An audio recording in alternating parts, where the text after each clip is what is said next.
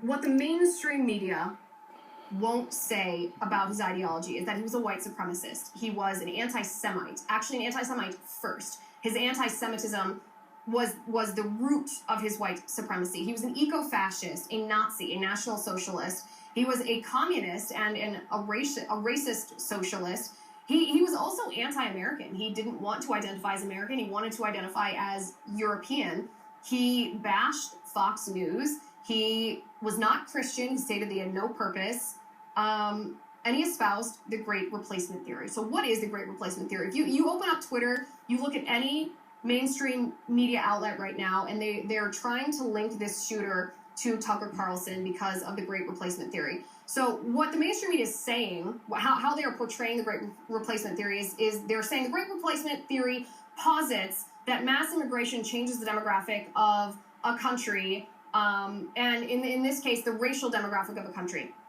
That's actually not what the Great Replacement Theory is. The Great Replacement Theory is an Illuminati-level, absolutely nutso, obviously anti-Semitic conspiracy theory that posits that the Jewish cabal, Jewish elites around the world are actively sponsoring or sending minorities, people of color, to the United States in order to change the racial demographics. So it's not just a matter of, oh, mass immigration is changing the demographics of our nation. No, it's much larger than that. The mainstream media is deliberately misrepresenting it in order to try to associate, well, people like Tucker Carlson with this shooter. So the actual Great Replacement Theory, do Democrats espouse this? No, they don't. Do Republicans espouse this? No, they don't.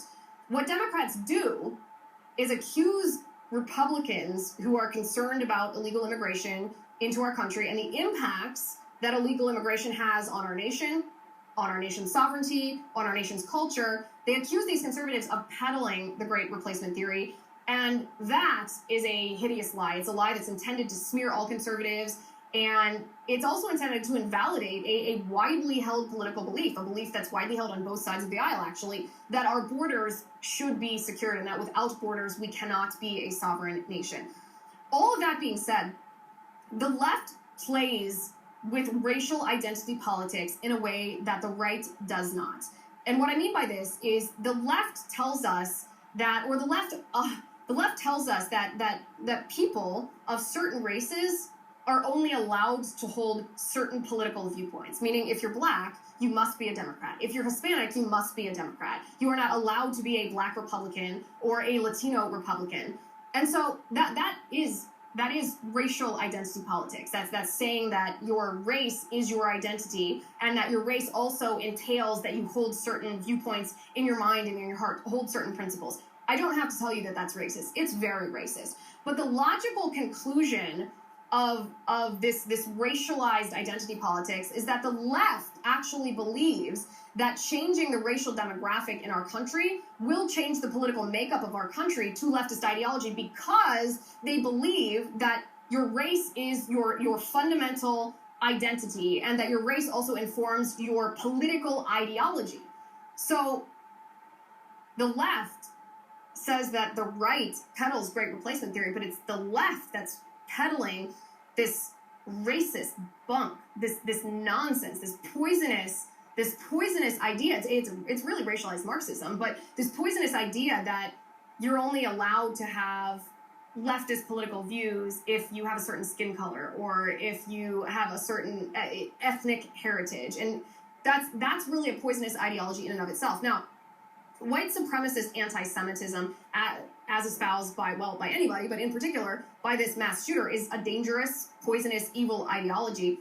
So is anti-white black supremacy like what happened in Waukesha, Wisconsin, at the Christmas parade, when it wasn't the car that drove itself and ran over all these people and killed this half dozen people at this Christmas parade. No, it was a black supremacist terrorist who committed this act in out of anti-white racism.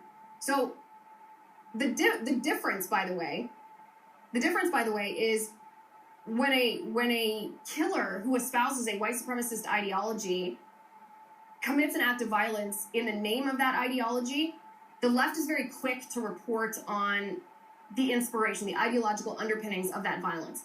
And they actually should be.